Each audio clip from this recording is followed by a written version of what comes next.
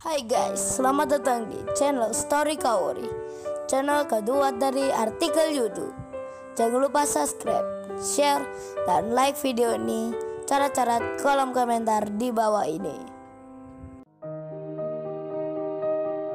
Kisah pemuda kaya, anak bos besar, pemilik 73 perusahaan, yang menjadi cleaning service.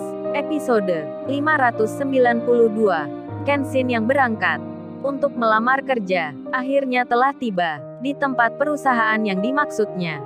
Sedang si Rena dan tantenya melihat Kenshin dari belakang. Rena yang memakai mobil Lamborghini-nya dari jauh nampak memperhatikan. Kenshin itu sudah di depan perusahaan. Tantenya lalu bilang, "Oh ya Rena, memang siapa ya temanmu itu?" Tante kok curiga. Dia bukan kerjanya cleaning service. Sebab tante waktu bicara tadi, seolah dia mengerti tentang kinerja perusahaan. Apa dia pengusaha Rena? Tapi kok kerjanya cleaning service? Si Rena menjawabnya, "Oh itu dia bukan pengusaha tante. Tapi emang kerjanya cleaning service." Waktu dulu pertama bertemu dengannya, saat itu motornya menabrak mobil ini tante. Dia akan berangkat kerja, dan memakai seragamnya. Saya pun tak terima. Sebab motornya merusakkan pintu mobil ini. Tapi singkat cerita, setelah berjalannya waktu, kita malah menjadi teman tante.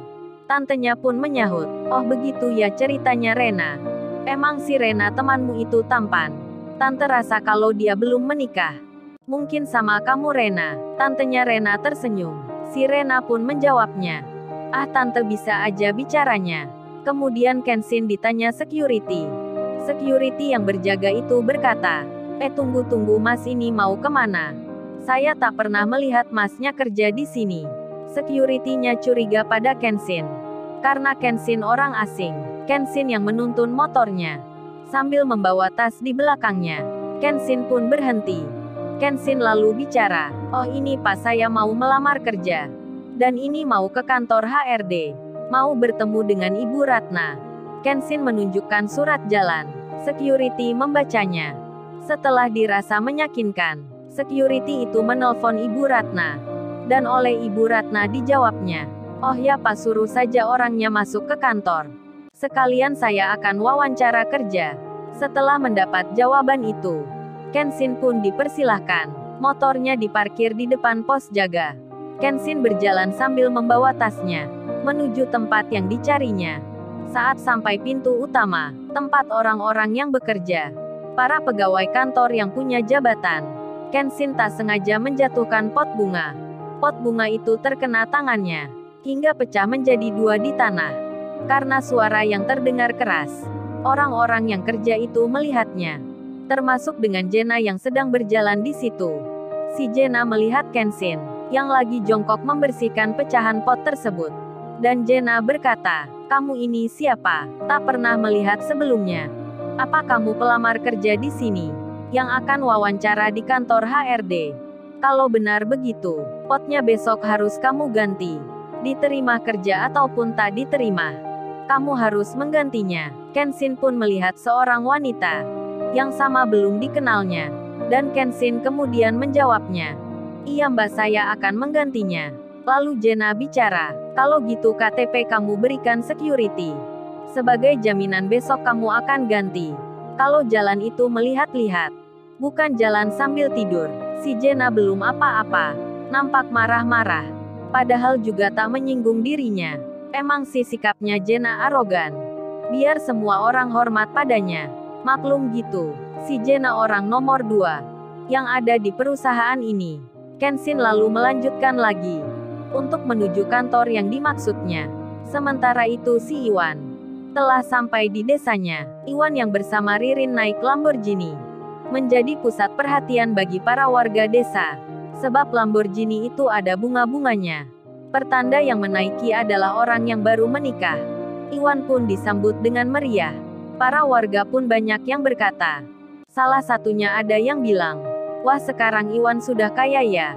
Anaknya Ibu Karminten itu sudah sukses di kota. Iwan sudah punya mobil. Mobilnya bagus sekali." Dengar-dengar berita dari Pak Ijo, Iwan diberi kado rumah pula. Baik sekali ya temannya Iwan. Memang pantas sekali Iwan mendapatkan. Sebab kemarin saja banyak bos-bos perusahaan yang ke sini, yang membela kita. Jadi tak heran kalau Iwan akan mendapatkan begitu. Para warga pun ikut senang. Dan Iwan telah sampai di rumahnya. Turun bersama Ririn istrinya, emaknya Iwan dan saudara dekatnya. Langsung memeluk Iwan. Para tetangganya pun sama. Mereka ada yang berkata, "Wah, kita turut senang Wan. Di desa ini ada yang punya mobil mahal. Bisa dibuat tontonan warga." Dan memang benar, banyak orang mengerubuti mobil itu. Bahkan anak-anak kecil naik di atasnya. Iwan pun tak mengapa. Dan membiarkan mereka bebas semaunya. Hingga pesta kedua pernikahan Iwan dan Ririn akhirnya digelar di desa. Larissa dan Tuan Sasaki pun datang. Karena tempatnya memang tak jauh. Dan para warga pun juga menyambutnya. Menyambut Tuan Sasaki dan anaknya. Kemudian setelah itu, di tengah waktu istirahatnya, Iwan pun ditanya oleh pamannya. "Wan, apa kamu masih kerja cleaning service?" Iwan menjawabnya, "Iya paman, saya masih kerja begitu." Pamannya bertanya lagi, "Terus nanti bayar pajak mobil itu gimana Wan? Apa kamu punya uang membayarnya? Setahunnya saja puluhan juta, 10 kali gajimu pun tak cukup Wan." Karena paman lihat berita, mobilmu itu mahal pajaknya. Ririn pun mendengarnya. Ririn juga merasakan sama, sebab mobil yang dibelikan Kenshin saja pajaknya hampir 5 juta, apalagi mobil Lamborghini, pasti lebih di atasnya. Ririn pun terdiam tak ikut bicara. Di tengah itu malah Larissa datang. Larissa yang dulu wanita sombong tak mau bergaul dengan warga desa. Bahkan sangat sombongnya, warga desa pun tak boleh dekat-dekat dengannya. Namun Larissa sudah berubah karena mengenal Kenshin. Kemudian Larissa yang datang itu malah bicara, "Oh ya Mbak Ririn dan Mas Iwan. Nanti kalau setelah bulan madu selesai, silahkan datang ke rumah saya. Akan saya perkenalkan dengan teman-teman komunitas mobil mewah. Jadi nanti Mas Iwan dan Mbak Ririn ini bisa ikut jalan-jalan bersama kita." Larissa bicara itu nampak tenang, karena dirinya sudah terbiasa. Sebab dia sendiri punya 4 mobil mewah. Ferrari, BMW, Lamborghini dan Mercedes. Iwan yang mendengar itu, jadi deg-degan jantungnya. Mau dikenalkan oleh Larissa pada teman-teman komunitasnya. Iwan pun hatinya deg-degan. Dan Iwan bicara di hatinya, "Kemarin beli penuh bensin mobil itu saja uang gaji untuk 1 minggu. Apalagi nanti diajak jalan-jalan. Bisa-bisa mobilnya berhenti. Tak bisa beli bensin." Terlebih Iwan masih memikirkan akan biaya perawatan dan pajaknya. Iwan pun pusing jadinya. Meski punya mobil Lamborghini, Iwan masih bingung dibuatnya. Mau bergantung pada Ririn, tentu Iwan tak mau. Dan Iwan menjawab Larissa dengan tersenyum kebingungan. Iwan berkata, "Iya Mbak, baik.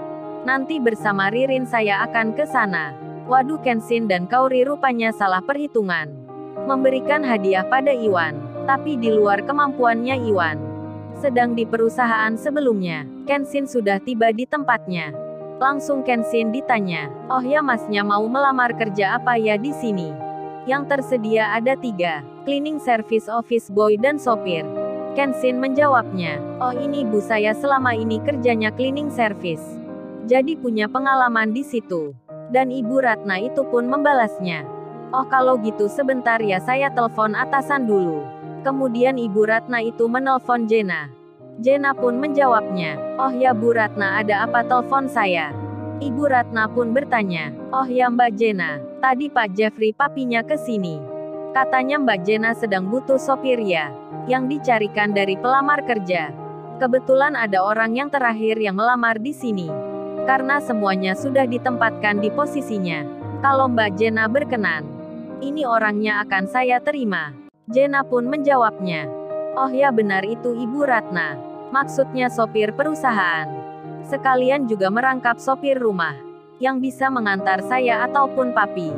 Asalkan dia masih muda tak mengapa. Diterima saja Ibu Ratna." Dan Ibu Ratna pun mengiyakan. Kemudian bilang ke Kenshin, "Oh ini ya Mas, baru saja saya mendapat info dari atasan. Yang tersisa pekerjaan di sini hanya tinggal menjadi sopir perusahaan. Apa Masnya bersedia? Apa Masnya bisa mengemudikan mobil?" Kenshin menjawabnya. Oh baik Bu, saya bersedia. Dan saya bisa mengemudi mobil. Kenshin pun diterima.